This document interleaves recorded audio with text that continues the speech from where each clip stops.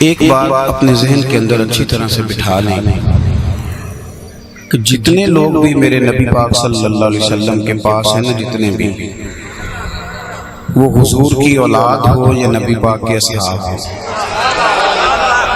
سارے، یعنی آپ یہ سمجھ لیں کہ سرکار ایک جنگ سے واپس آ رہے تھے تو انسان کا یہ مزاج ہوتا ہے کہ گھر قریب آ جائے تو شوق اس کا بڑھ جاتا ہے۔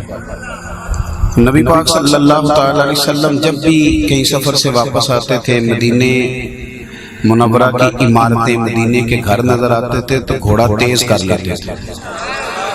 تیز تیز گھوڑے دوڑ رہے تھے تو مدینہ منورہ کی مٹی اڑی۔ کچھ لوگوں نے نا اپنے چہروں پہ کپڑے رکھ لیے، مٹی اڑتی ہے تو لوگ کپڑے رکھ لیتے ہیں۔ فرمایا یہ پیچھے کرو بھائی، یہ مدینے کی مٹی ہے، یہ جہاں جہاں لگے گی اللہ شفائیں عطا فرمائے گا۔ تو وہ مٹی جو میرے سرکار کے قدموں سے لگ جائے، اللہ تو اس میں شفا پیدا کر دیتا ہے۔ اور آپ غور کرتے ہیں کہ وہ ابو بکر صدیق جو ہر وقت محبوب کے ساتھ سائے کی طرح رہے، وہ فاروق اعظم جن کو نبی پاک اللہ سے مانگ کے لے لے، حضور نے رب سے مانگا، جناب عمر مانگا، اور وہ عثمان غنی، طبرانی میں آپ کو روایت ملے گی، مجمع الزوائد میں بھی ملے گی۔ لوگ بڑی ڈنڈی مارتے ہیں لیکن جو اصل ہے وہ بہرحال اصل ہی ہے۔ محدثین نے تصریح کے ساتھ روایت درج کی ہے، نبی پاک علیہ السلام نے اپنی پہلی بیٹی کا نکاح حضرت عثمان سے کیا، وہ وصال کر گئی، دوسری کا بھی کر دیا۔ پہلے حضرت رقیہ جناب عثمان غنی کے نکاح میں تھی، پھر سیدہ ام کلثوم کا نکاح کیا۔ کچھ لوگوں نے عرض کی یا رسول اللہ عثمان بڑا نصیبوں والا ہے، دوسری بیٹی بھی آپ نے دے دی۔ پتہ حضور نے کیا فرمایا؟ یا آپ نے یہ بات آپ نے یاد رکھنی ہے، یہ میری خواہش ہے، یاد رکھیں۔ علماء توجہ کریں، حوالہ میرے ذمہ رہا۔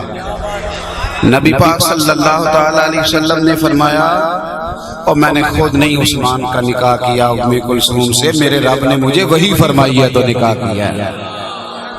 اللہ نے وحی کی ہے کہ محبوب دوسری بیٹی کا نکاح بھی عثمان کے ساتھ کرتا، وحی الہی کے ساتھ۔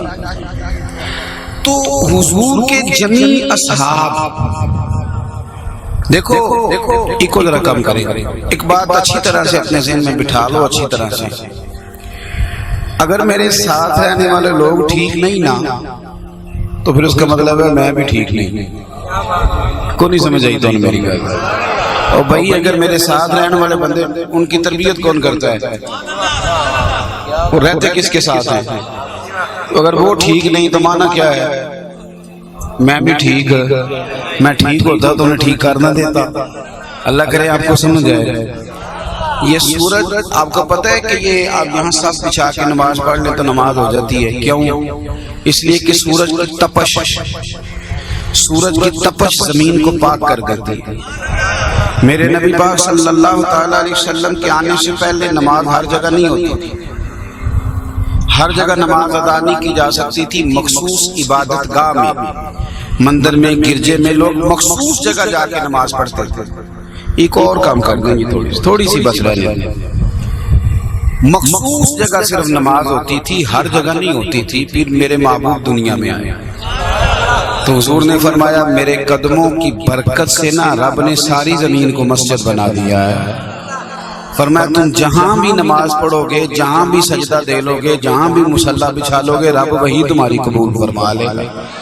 اب بات کو سمجھ لیں کہ قدم مبارک اگر حضور کے زمین پہ لگ جائیں تو ساری زمین مسجد بن جاتی ہے۔ اور جس ابو بکر صدیق نے مصطفیٰ کریم کو اپنے کندھوں پہ اٹھا لیا، سارے محبوب کو ہی اٹھا لیا۔ وہ کسی درویش نے غار ثور کو دیکھا نا تو غار ثور پہ جا کے نا جب غار ہرا دیکھیں تو ختیجہ یاد آتی ہے کیونکہ وہ وہاں کھانا پہنچاتی تھی، اور غار ثور دیکھیں تو جناب ابو بکر صدیق یاد آتے ہیں۔ تو کسی شاعر نے دیکھا نا حضرت غار ثور کو تو اسے جناب صدیق اکبر یاد آئے تو وہ بول پڑا، کہنے لگا حضرت صدیق اکبر نے حضور کو اٹھایا تھا تو دوڑے جا رہے تھے، تو پنجہ زمین پر رکھتے تھے، پورا پیر نہیں، پنجہ۔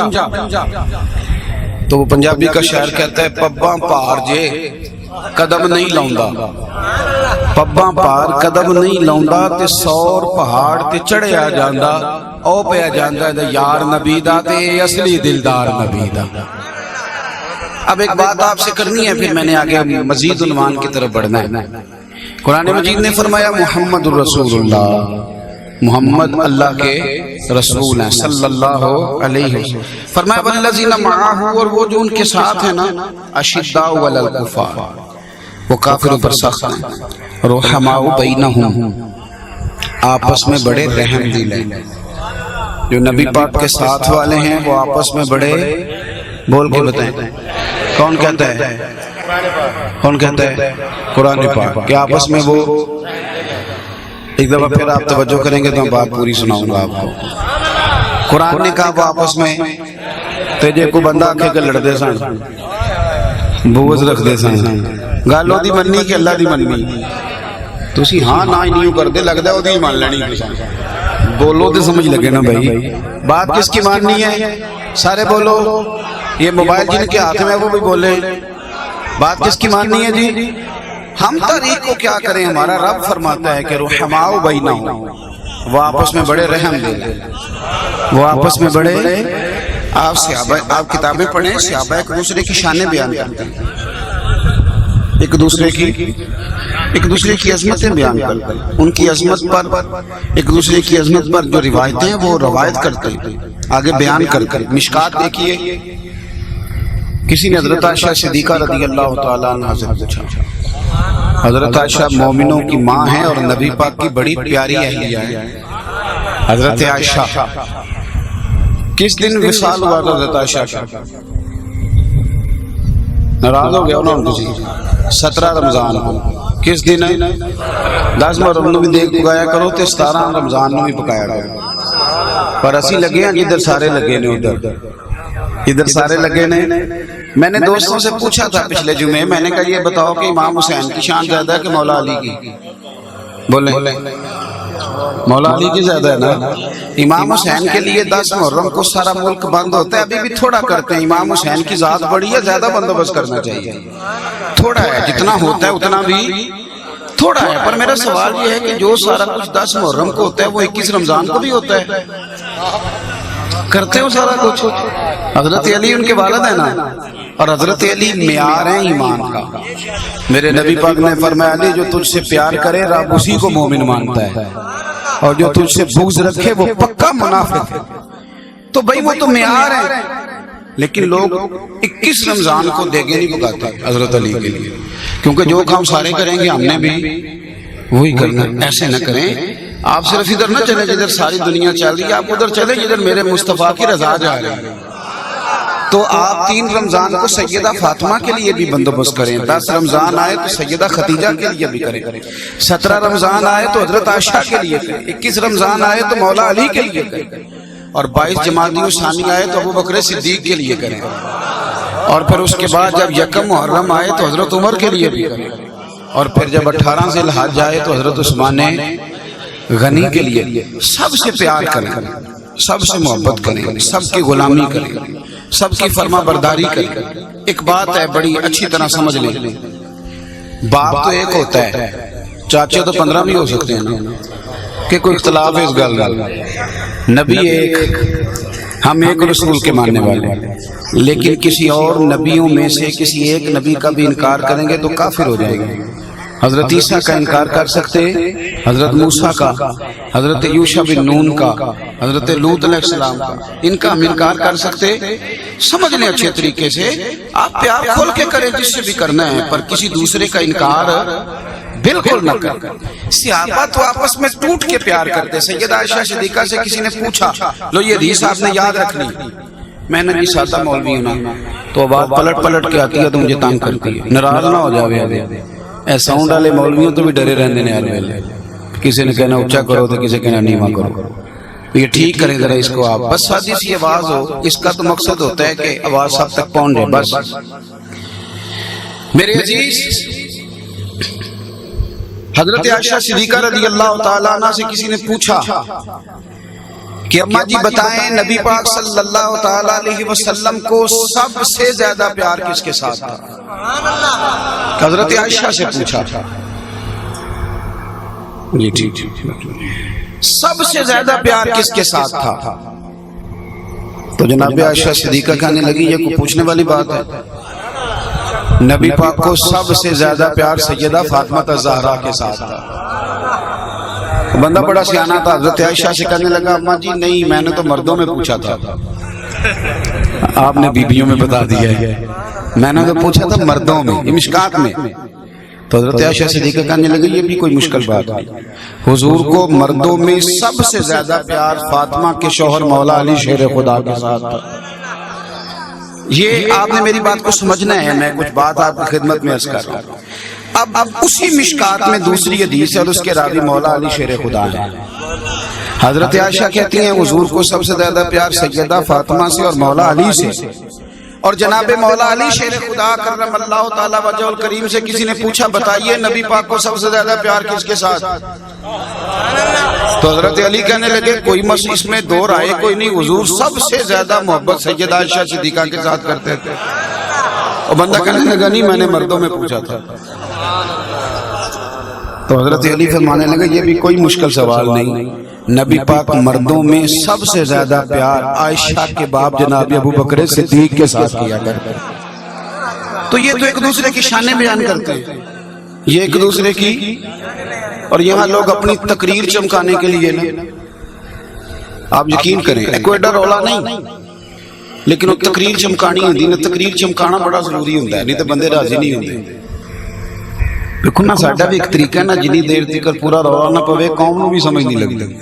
کہنے چنگی طرح پسینہ نہیں آیا مولوی صاحب، اچھا شور کرے. اور میں یقین کریں کئی دفعہ پریشان ہو جاتا ہوں کہ یار ایسی تو بات ہی کوئی نہیں. ایک بندہ اٹھ کے کہتا ہے میں بتاتا ہوں تمہیں حضرت فاطمہ کی شان کیا ہے. وہ اس طرح جس طرح کو دو چار بندوں نے انکار نہیں کر دیا بی بی پاک کی شان کا. تجھے تو بس کر، تجھے کس نے وکیل بنایا اہل بیت کا؟ تو اپنا چہرہ دیکھ، تو اہل بیت کا وکیل ہے. اہل بیت وکیل رکھتے تو تیری طرح کا رکھتے. کو خدا سے ڈر، تو نہ ہمیں اہل بیت کی شان بتا. ہمیں اہل بیت کی شان قرآن نے بتائی ہے اور محمد مصطفیٰ کے فرمان نے بتائی ہے. تو ہمیں شان بتائے گا اہل بیت کی؟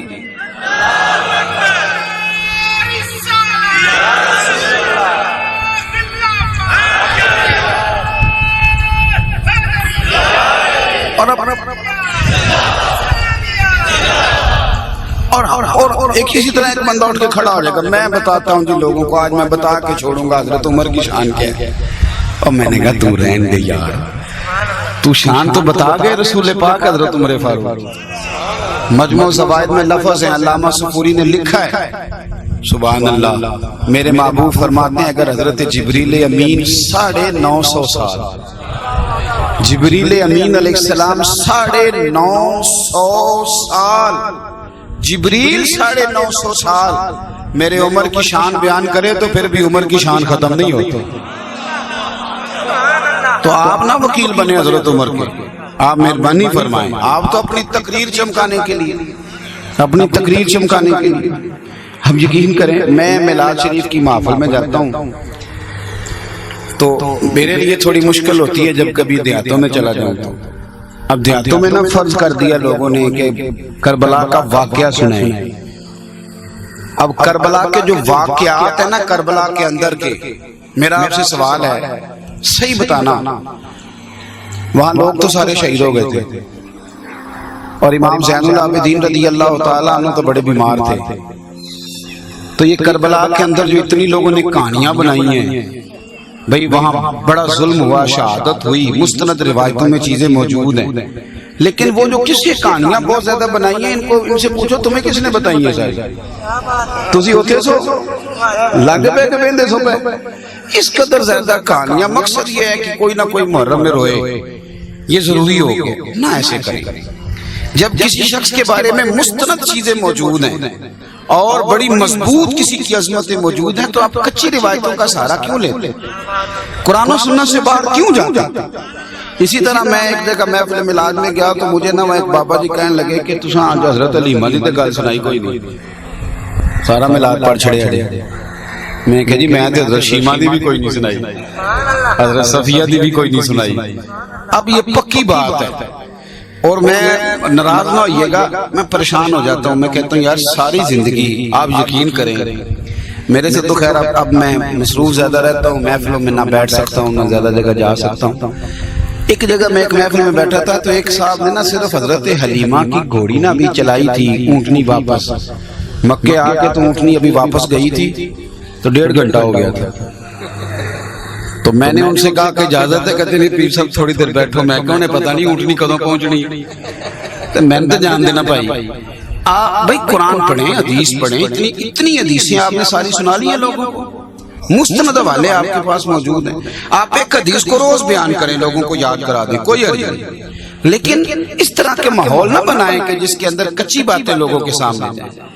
اسی طرح کے بہت سارے معاملات ہیں، تو اہل بیت نبوت کے ساتھ پیار کریں کھل کے، لیکن اس کا معنی یہ نہیں کہ آپ دل میں یہ کہیں کہ فلانا اہل بیت سے بغض رکھتا ہے تو میں نے اس کو بھی ہائی لائٹ کرنا ہے۔ یہ تو ایک دوسرے سے پیار کرنے والے لوگ۔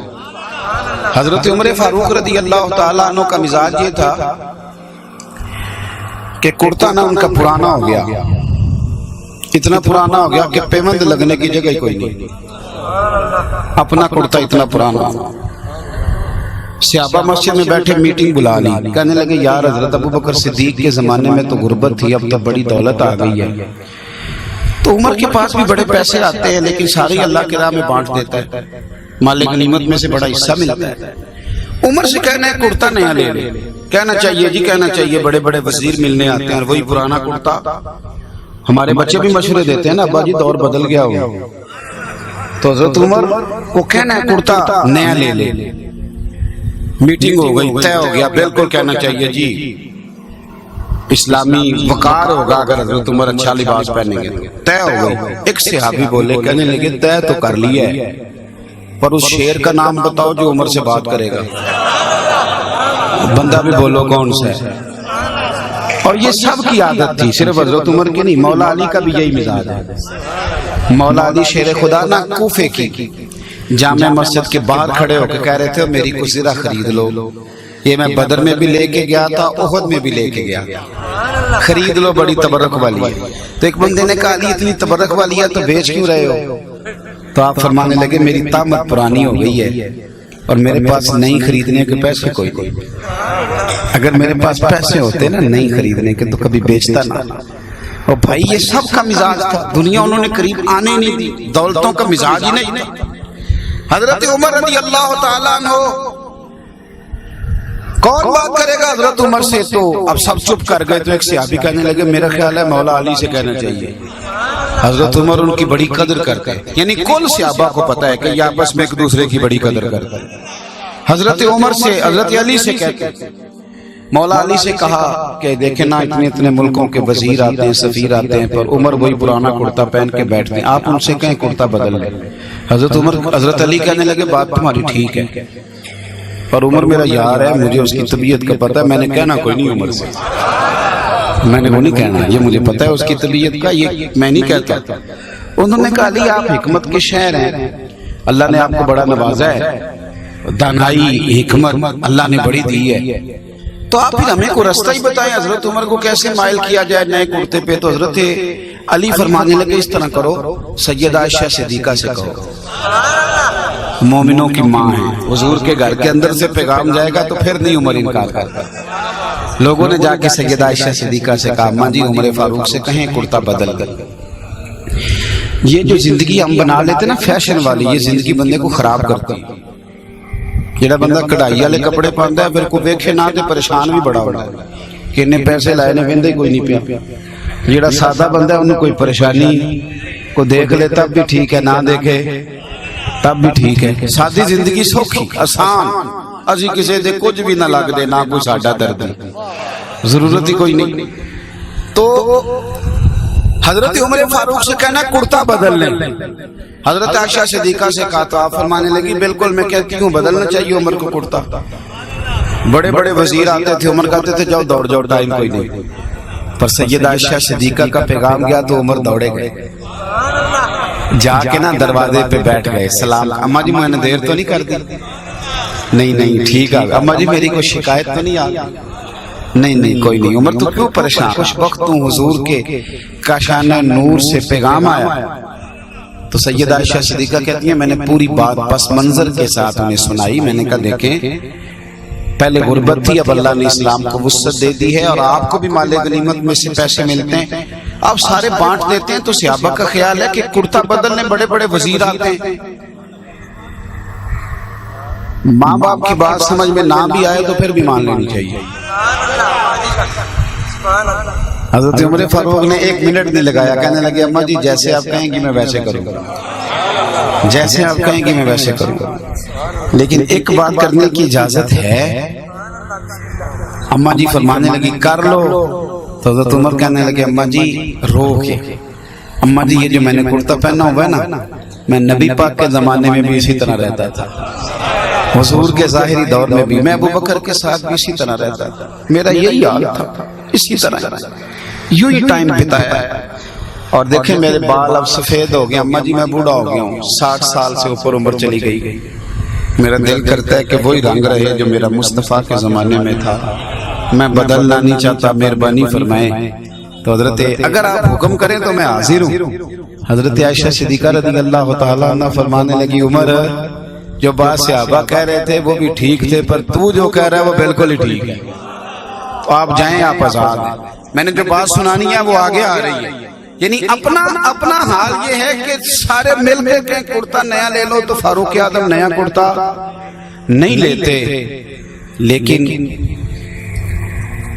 ملک شام سے نہ کچھ جبے آئے، حضرت عمر نے سب صحابہ میں ایک ایک بانٹ دیا، لیکن امام حسن حسین کو نہیں دیا. یہ جو تنقید کرنے والے ہوتے ہیں نا، انہوں نے تنقید جیب میں رکھی ہوتی ہے اور 1 منٹ لگاتے ہیں تنقید کر دیتے ہیں. سب کو دے دیا لیکن حسنین کریمین کو نہیں دیا، امام حسن حسین. کچھ لوگوں کے دلوں میں بڑے بڑے خیالات آئے کہ شہزادوں کو تو عمر پہلے دیتے ہیں، آج کیا معاملہ ہوا. بات لوگوں کے ذہنوں میں تھی، توجہ ہے نا میری بات پر. اپنا حال یہ ہے کہ سارے مل کے بھی کہیں کرتا نیا لے لو تو عمر لیتے نہیں، لیکن جبے آئے بانٹ دیے، صرف حسن حسین کو نہیں دیے. 1 مہینے کے بعد حضرت عمر فاروق نے نا جمعے والے دن امام حسن حسین کو بلایا، اور جب وہ آئے نا تو سیدنا فاروق اعظم نے منبر پہ 2 جبے رکھے تھے، اور جب وہ کھولے تو صحابہ کہتے ہیں آش کار اٹھے، نہ اتنا قیمتی کپڑا دیکھا، نہ اتنا پیارا کام کبھی دیکھا. تو حضرت عمر فاروق فرمانے لگے جبے پہلے بھی آئے تھے، میں نے سب کو بانٹ دیے، اپنے پتر کو بھی ایک دیا تھا، وہ سب کے لیے ٹھیک تھے پر حسن حسین کے قابل نہیں تھے. فرمایا میں نے نا ملک شام میں آرڈر دیا تھا باقاعدہ، یعنی خود کہیں کرتا بدل لو تو بدلنے کو تیار نہیں ہے، لیکن حسنین سے پیار اتنا ہے. فرمانے لگے میں نے وہاں آرڈر دیا تھا کہ شاندار کپڑا ہو اور بہترین کام ہو، اس لیے کہ کسی عام کو نہیں دینے، مصطفیٰ کے شہزادوں کو دینے. میرے دوستو ان کا آپس میں پیار، ان کا احترام کا رشتہ، ان کا ایک دوسرے. حضرت امام حسن اور حسین کی شان کی جتنی حدیثیں ہیں نا، مستند کتابوں میں بخاری مسلم سے لے کر مسند امام احمد بن حنبل تک، مشکات سے لے کر طبرانی تک، تمام کتب احادیث کے اندر جو ان کی شان کی مستند حدیثیں ہیں اس کے راوی حضرت ابو ہریرہ ہے. اور آج لوگوں کو حضرت ابو ہریرہ سے بھی بڑی پریشانی ہے، حالانکہ تمام حضرت حسنین کریمین کی عظمتوں کی روایت سیدنا ابو ہریرہ نے فرمائی. ہم نے کرنا کیا ہے؟ ہم نے نہ صحابہ اور اہل بیت سے جذباتی پیار کرنا ہے. میری بات کی سمجھ آ رہی ہے آپ کو؟ میری کوشش ہے میں آپ کو صحیح کر کے بات سمجھا دوں، زیادہ سادی کر کے. ایک بات آپ سے پوچھنی ہے، میں مووی اگر 1-2 ہی بن رہی ہے وہی کافی نہیں، آپ تھک جائیں گے موبائل اٹھا اتنی کافی ہے. اور ویسے بھی ویڈیو بنانا کوئی فرض تو ہے نہیں مذہب میں، نہ کوئی اس کا ثواب ملتا ہے، تو اسی پہ میرا خیال ہے گزارا کر لیں. پچھلوں کو تکلیف ہوتی ہے جب آپ اونچا کر لیتے ہیں. میری بات پہ آپ نے توجہ کرنی ہے. ایک بات آپ سے پوچھنی ہے اور مہربانی کرنا ذرا مجھے ہاں نہ میں جواب دے رہا ہوں. آپ نے کبھی دیکھا ہے کہ ایک بندہ بڑا بیوقوف ہو اور ان پڑھ بھی ہو اور بھاگا مسجد آئے، جلدی بھی اسے بڑی ہو؟ 3 شرطیں میں نے لگائی، یعنی بیوقوف بھی ہو، ان پڑھ بھی ہو اور جلدی بھی بڑی ہو. بھاگا بھاگا مسجد میں آیا. نہیں پھر توجہ کریں میری بات. بندہ سیانا بھی نہیں, پڑھا لکھا بھی نہیں, اور آیا بھی بھاگا بھاگا ہے. کبھی آپ نے دیکھا ہے کہ اس طرح کا بندہ تیزی سے آیا ہو اور مسجد کے اندر جوتوں سمیت ہی چلا گیا ہو؟ ہاں نہ کرو. وہ بیوقوف بھی ہے, ان پڑھ بھی ہے, اور جلد باز بھی ہے.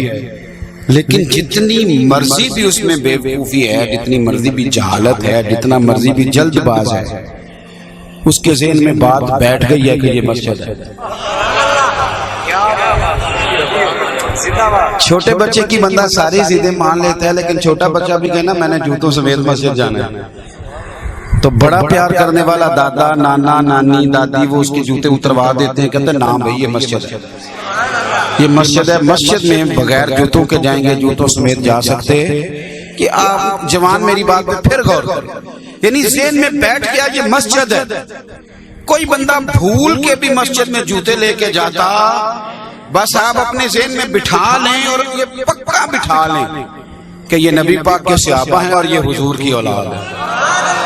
ہم نے کبھی بھول کے بھی بے وقوفی اور جہالت کے ساتھ بھی ان کی بے ادبی کرنی سننی, یہ طے کر لیں اپنے ذہن میں, یہ طے کر. اور اگر یہاں کمزوری آ گئی تو حالات خراب ہوں گے, خراب ہوں. سنو حدیث لکھی اعلیٰ حضرت بریلوی رحمۃ اللہ علیہ فتاوی رضویہ میں 10ویں جلد کے اندر. اگرچہ حدیث بخاری میں بھی, مسلم میں بھی, دیگر کتابوں میں بھی ہے, پر اعلیٰ حضرت رحمۃ اللہ علیہ فرماتے ہیں میں نے سب سے لے کے نا تو گلدستہ بنا کے تمہیں دیا ہے. نبی پاک صلی اللہ علیہ وسلم کے نا شہزادے سارا دن ہی مسجد میں رہتے تھے. ایک ہوتا ہے کہ بندے کے ننیال یا تدیال دور ہوں تو بندہ مہینے کے بعد آئے تو سارے اس کو پیار کرتے ہیں, بڑے عرصے کے بعد آیا, سال بعد آیا, 6 ماہ بعد آیا. لیکن حسنین کریمین تو سارا دن وہاں رہتے تھے, سارا دن حضور کے پاس, دروازہ مسجد میں کھلتا تھا. پھر بھی نبی پاک صلی اللہ علیہ وسلم نے ابھی شہزادے گئے گھر تو میرے محبوب نے فرمایا فاطمہ سے کو بچوں کو بھیجے, میرا ملنے کو دل کرتا ہے. اور میں ایک بات اور بھی آپ سے عرض کروں یہاں روک کے, اپنے گھروں میں اپنی اولادوں کو ٹائم دیں. ہمارے بچے ہمارے ساتھ سیٹ نہیں ہوتے, ہمارے پاس وہ ٹائم ہی کوئی نہیں. ہم کبھی لیکچر آیا ہو تو بچوں کو جھاڑ دیتے ہیں, تسی نماز نہیں پڑھتے تاں نہیں میری روزی کی برکت. ابا جی تسی آپ پڑھ لیا کرو, آپ سویرے اٹھ کے پڑھیں, انشاءاللہ بچے بھی پڑھیں گے. لیکن اگر آپ کہیں کہ میں سوؤں گا اور بچے, تو پھر بچوں سے بھی پڑھی جاتی کوئی نہیں. لیکچر بچوں کو ٹائم دیں, ان کے یہ جو ہوتی ہے نا عمر 5 سال سے لے کر 10 سال کی اور 12 سال, نفسیات کے لوگ کہتے ہیں بچے کے ذہن کی سطح پہ سوالات ابھرتے ہیں, دین کے بارے میں, معیشت کے بارے میں بھی, معاشرت کے بارے میں بھی, اخلاقیات پہ بھی, اور بھی کئی مسائل. اس کے بالغ جب ہوتا ہے تو کچھ اور سوال جو آپ بھی کرنا چاہتا ہے, لیکن چونکہ ابا سے اس کی دوستی نہیں ہوتی, وہ کئی دفعہ کسی غلط آدمی سے باتیں پوچھتا ہے اور غلط آدمی اسے غلط رنگ میں گائیڈ کرتا ہے. تو اگر بچوں کے ساتھ ہمارا تعلق اس طرح کا ہو جو ہمیں ہمارے نبی نے سکھایا ہے. ایک صحابی آئے حضرت اقرا بن حابس رضی اللہ تعالیٰ عنہ, تو کہتے ہیں نبی پاک صلی اللہ علیہ وسلم بچوں کے ساتھ پیار کر رہے تھے, کھیل رہے تھے. تو میں نے دیکھ کے کہا یا رسول اللہ آپ تو بچوں کو بڑا وقت دیتے ہیں, میں نہیں کبھی بچوں کو وقت دیتا, وہ جانے ان کی ماں جانے. تو پتہ ہے حضور نے کیا جواب دیا؟ سرکار فرمانے لگے اگر اللہ نے تیرے دل سے رحمت نکال لی ہے تو میں کیا کروں, مجھے تو رب نے رحمت للعالمین بنا کر بھیجا. تیرے دل سے نکل گئی ہے تو دوسروں کو بھی مشورے دے رہا ہے. حسنین کریمین کو دوبارہ پیغام دیا, ان سے کہو کہ مجھے ملے. تو شہزادوں کے آنے میں نا تھوڑی دیر ہوئی. صحابہ کہتے ہیں یوں لگتا ہے کہ سیدہ فاطمہ انہیں غسل کرانے لگا, کپڑے بدل, ماؤں کا طریقہ ہوتا ہے نا باہر جانا پہلے کپڑے بدلو, تو تیاری کرا رہی تھی. فرماتے ہیں جب ہم نے سرکار کا چہرہ دیکھا نا تو نبی پاک کے چہرے پر ہم نے شوق دیکھا اپنے نوازوں کے لیے. یعنی شوق تھا کہ آئے کیوں نہیں ابھی تک. ایک خاص کچھ لوگوں سے ملنے کا شوق ہوتا ہے اور ان کے چہرے دیکھ کے کئی لوگ رو پڑتے ہیں, اور کچھ ایسے ہوتے ہیں کہ بندہ کہتا ہے اب تو چلا جانا تو تیری مہربانی یہی ہے. شوق دیکھا, یعنی آپ میری بات کو پھر سمجھیں کہ کوئی دور سے نہیں ہوا ہے, مسجد میں رہتے لیکن سرکار کا ان کے لیے شوق اور پیار.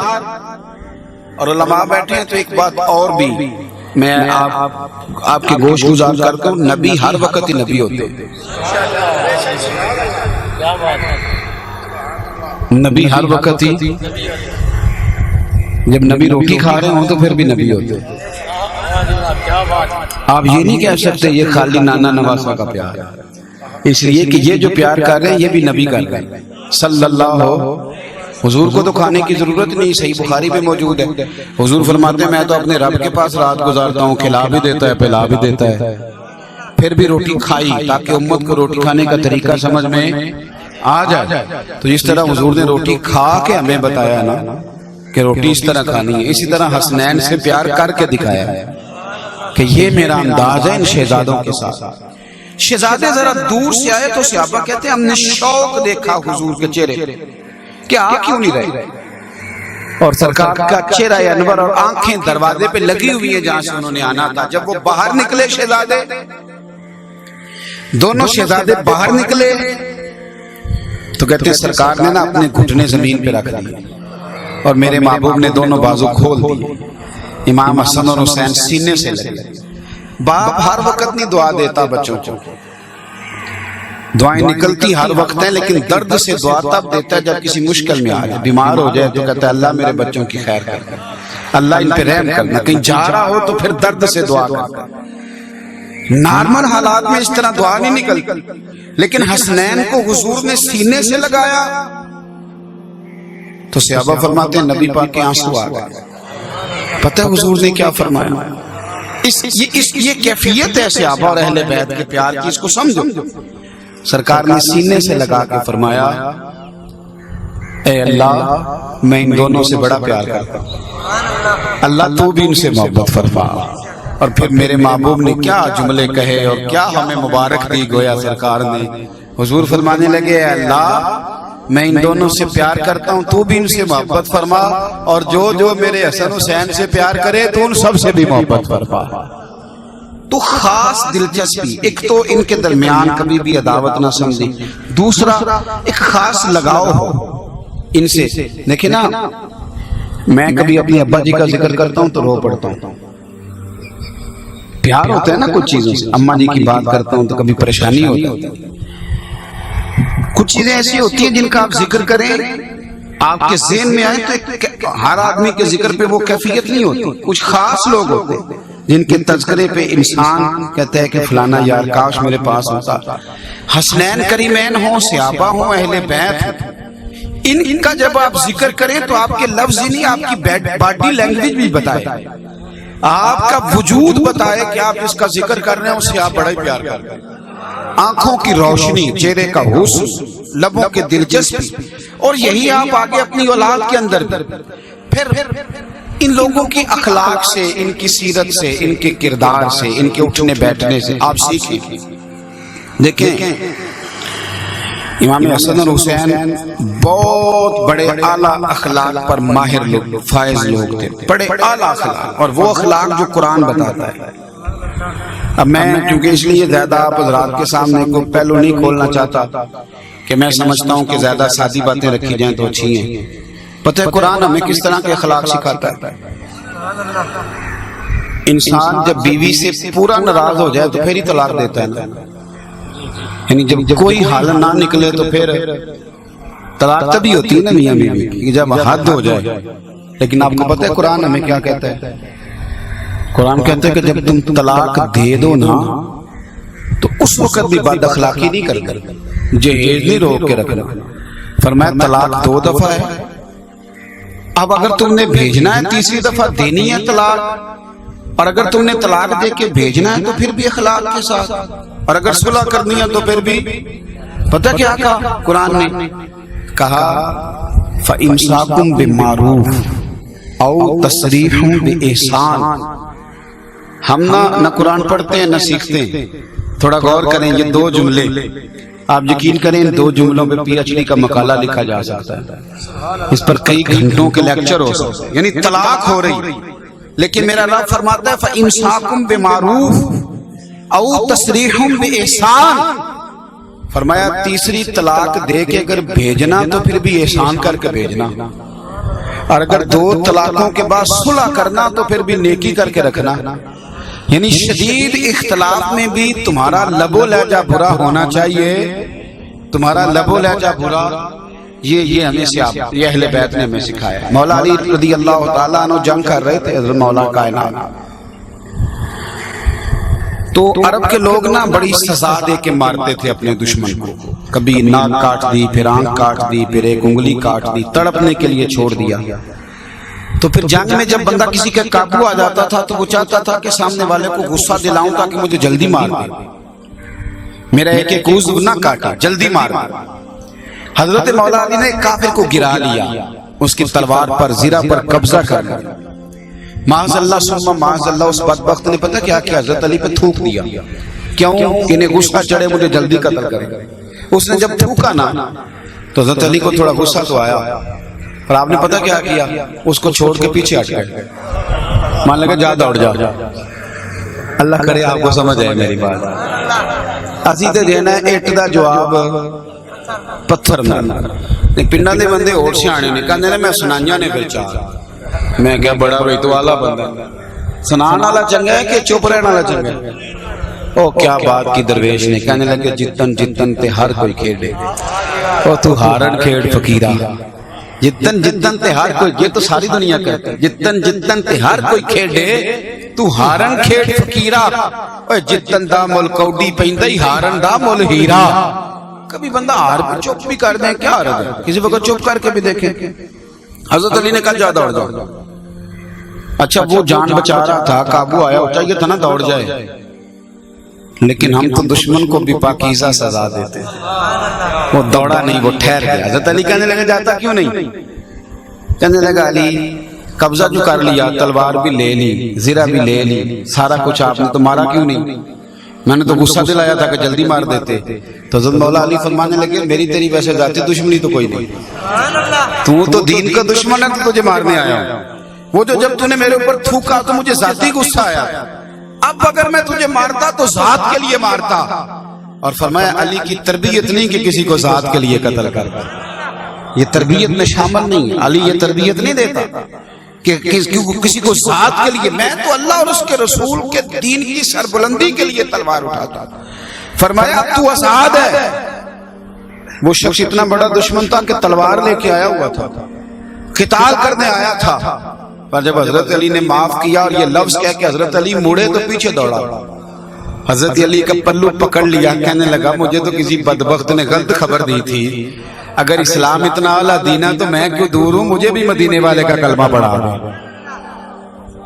اچھا میں اکثر دیکھتا ہوں کہ بڑی محفلوں میں جانے والا بندہ اٹھ کے گھر جاتا ہے تو لڑائی شروع کر دیتا ہے۔ مجھے کئی دفعہ ڈر لگتا ہے کہ گھر والے کہیں گے مولوی صاحب تو انویس سنا کے کلیا جائے، جنگیں لڑائی کرے آجائے۔ بھئی کچھ سیکھیں تو صحیح، کچھ اخلاقی رویہ تو ہو، کچھ ہمارے لب و لہجے میں ٹھہراؤ ہو۔ اہل بیت سے ہم نے کیا لیا؟ امام حسن رضی اللہ تعالیٰ عنہ اپنی ایک بیوی کو طلاق دینا چاہتے تھے، اختلاف بہت زیادہ ہو گیا، تو امام حسن رضی اللہ تعالیٰ عنہ کی ناراضگی بڑھ گئی، تو امام حسین کو پتہ چلا، تشریف لائے، کہا بھائی سنیں آپ اپنی بیوی کو طلاق دے رہے ہیں؟ آپ فرمانے لگے ہاں۔ کہنے لگے کیا جھگڑا ہے؟ تو آپ فرمانے لگے حسین تم نے قرآن نہیں پڑھا؟ حضور کیا مطلب؟ آپ فرمانے لگے اللہ فرماتا ہے ہن لباس لکم وانتم لباس لہن، مرد عورت کا لباس ہے، عورت مرد کا لباس ہے۔ آپ فرمانے لگے حسین میری بیوی میں کوئی غلطی ہوگی تو میں چھپاؤں گا کہ تمہیں بتاؤں گا؟ میں اس کا لباس ہوں، میں پردہ ڈالوں گا؟ حضرت امام حسین نے اٹھ کے بھائی کا ہاتھ چوما، کہنے لگے بھائی آیت میں نے پہلے بھی سنی تھی پر تفسیر آج میری سمجھ میں آئی، تفسیر کی آج سمجھ آئی ہے کہ اس کی تفسیر کیا ہے۔ کچھ دنوں کے بعد امام حسن نے طلاق دے دی، تو امام حسین فرمانے لگے چل بھائی آپ بھی بتا دے کیا جھگڑا تھا؟ وہ فرمانے لگے حسین چھوڑ، وہ غیر محرم عورت ہے، میں غیر محرم بیویوں کی باتیں تیرے ساتھ کیوں کروں؟ اگر اخلاقی رویوں میں تبدیلی نہیں آئی، سیکھا ہی نہیں اہل بیت سے کچھ، اور بڑی تگڑی دیگیں پکانے والا بھی چاول بانٹ رہا ہوتا ہے اور بچوں کو گالیاں دے رہا ہوتا ہے، اور بھئی تو اہل بیت کے نام کا لنگر بانٹ رہا ہے اور تجھے یہی نہیں پتا کہ یہاں تو نے بولنا کس طرح۔ لب و لہجے کے اندر اگر شستہ پن نہیں، ٹھہراؤ نہیں، ایک خاص خوبصورتی، ایک خاص لہجہ، دوسروں کے لیے درگزر کا رویہ، دوسروں سے پیار۔ امام حسن رضی اللہ تعالی عنہ فرماتے ہیں میری ماں سارا دن کام کرتی تھی مزدوروں کی طرح، چکی بھی پیستی، آٹا بھی گوندتی، روٹیاں بھی پکاتی، اور رات کو زمانہ سو جاتا تھا پر پاک رسول کی بیٹی مصلی پہ کھڑی ہو جاتی۔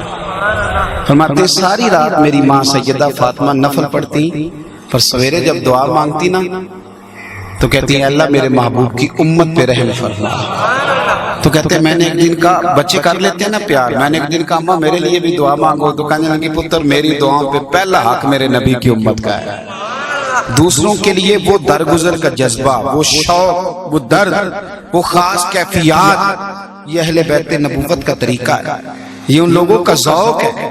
یہ امام زین العابدین جب کربلا سے واپس آ گئے تھے تو کیا کرتے تھے؟ امام زین العابدین نے کربلا سے واپس آنے کے بعد سب سے زیادہ جو کام کیا وہ نماز پڑھنے کا کام۔ کون سا؟ رات ہو گیا نہیں تسی آندے ہو پیر صاحب نماز دی گل چھیڑتی، پیر تے وہ چنگا جڑا کہ میں تواڈے سیدیاں پڑھ چھڑاں گا، ہے نا جی؟ وہی چنگا نا پیر جڑا کہے میں تیرے گٹ کر چھڑیا، اس پیر دا اپنا بھی گٹ ہو جانا یاد رکھے۔ یہ بڑے بدبخت ہیں، یہ لوگوں کو دین بیزار کرتے ہیں، یہ کہانیاں سناتے ہیں، بڑے ظالم جابر لوگ دین سے دور کرتے ہیں۔ امام زین العابدین نے کربلا کے بعد اتنے نفل پڑھے کہ ان کا نام ہی زین العابدین پڑھ گئے۔ اتنی عبادت کرتے تھے، اتنی، ایک دن نفل پڑھ رہے تھے گھر میں آگ لگ گئی، سارا محلہ آگ بجھا رہا، بیٹا بھی پاس ہویا اور امام صاحب نفل پڑھ رہے۔ نماز کے بعد آگ بجھ گئی، نماز سے فارغ ہوئے تو بی بی کہنے لگی اللہ آپ کا بھلا کرے، سارا محلہ آگ بجھا رہا تھا اور آپ نفل پڑھ رہے تھے۔ فرمانے لگے مجھے تو نہیں پتہ چلا، مجھے تو نہیں پتہ چلا۔ اتنے نماز پڑھنے سار بندہ نال والے نال لڑ پیندا، کہندا تینوں پیر نہیں سیدھے رکھنے ہوندے، بھئی تو اپنا دھیان کر، تو نماز پڑھدا سیں کہ ادھر ادھر ویندا سا پیا، یہ بعد میں بتا لینا مہربانی کرنا۔ وہ نماز پڑھتے ہی نا اسی وقت ناراض ہو گئے، اس طرح جیسے ساری توجہ دائیں بائیں تھی بیچارے۔ حضرت امام زین العابدین فرمانے لگے بھئی میں نے آواز کچھ سنی تھی پر میری توجہ نہیں گئی، کہا جناب ہم آگ بجھا رہے تھے۔ تو امام صاحب فرمانے لگے چلو بحث کی کیا ضرورت ہے، تم دنیا کی بجھا رہے تھے، میں جہنم کی بجھا رہا تھا۔ پھر ایک اور عادت تھی امام زین العابدین کی، رات کو نا اپنی پشت پر آٹے کے تھیلے رکھ کے تو غریبوں کے گھروں میں پہنچا کے آتے تھے۔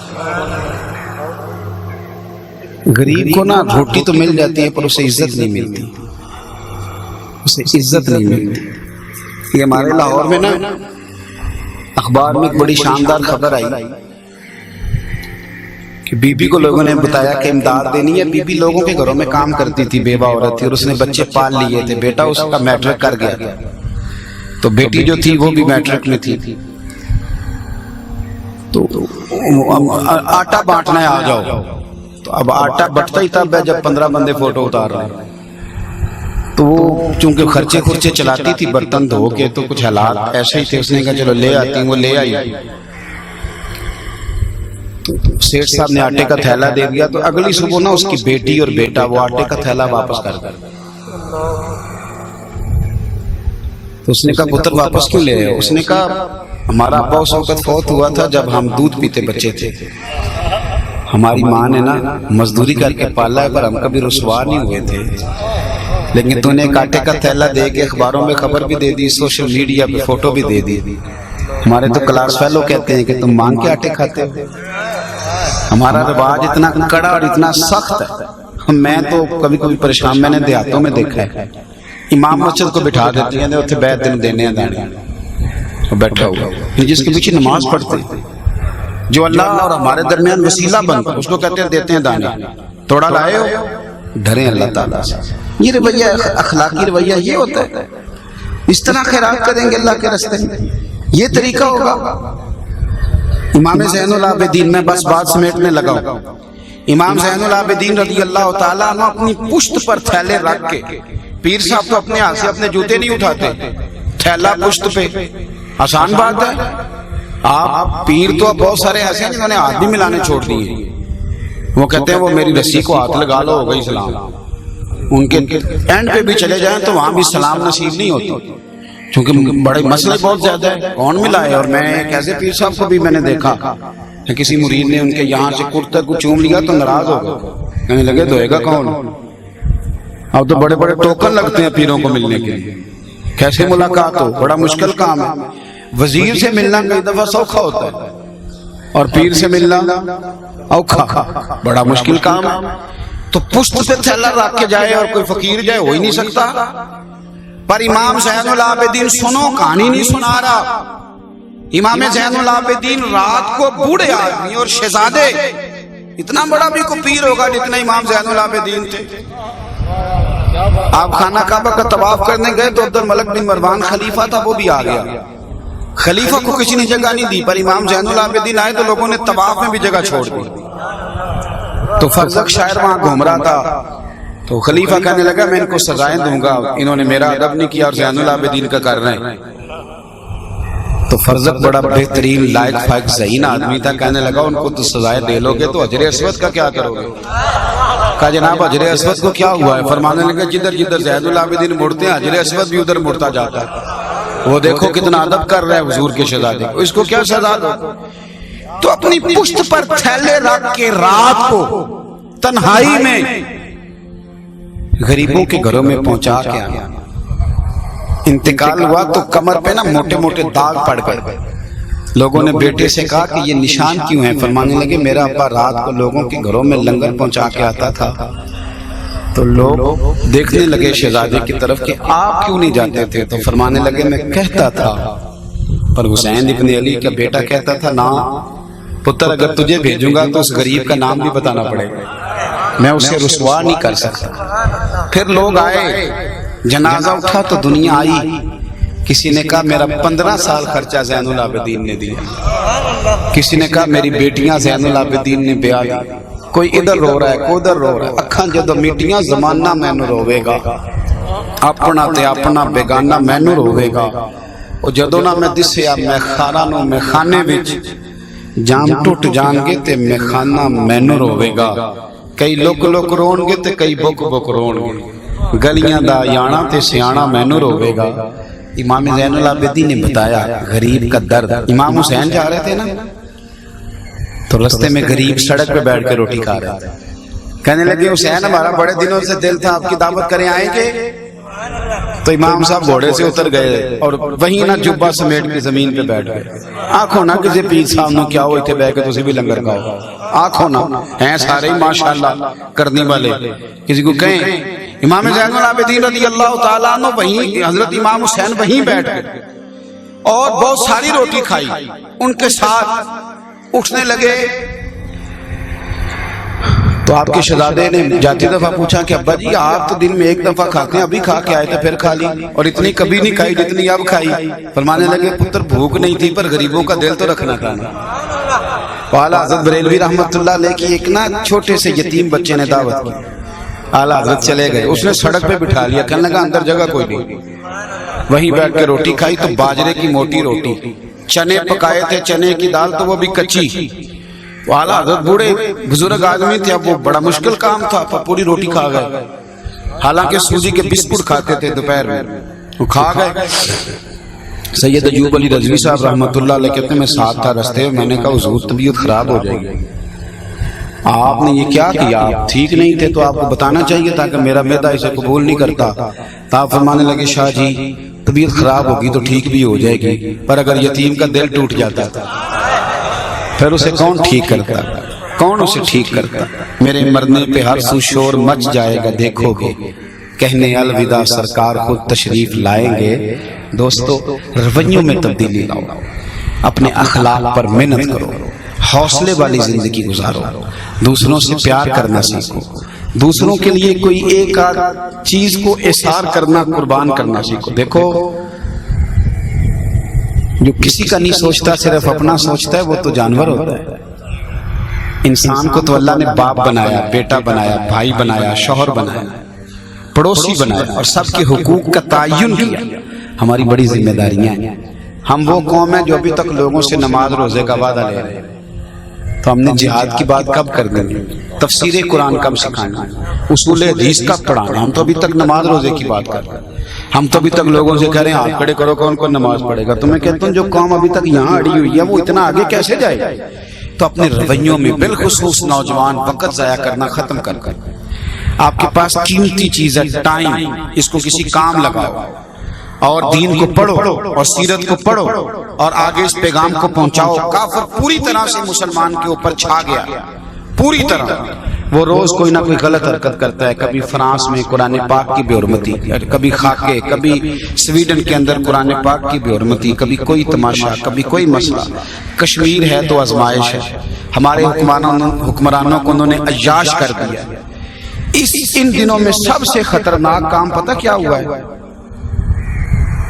دبئی، شارجہ، مسقط والوں نے اسرائیل سے صلح کر دی. یہ سب سے تباہی والا کام ہوا ہے. آپ کہتے ہیں سیدھے پنڈ بیٹھے سانوں کی لگے. جس طرح کا سوال شہر والوں سے قیامت میں ہوگا اسی طرح کا گاؤں والوں سے. آپ کو بحیثیت مسلمان تو سوچنا ہے.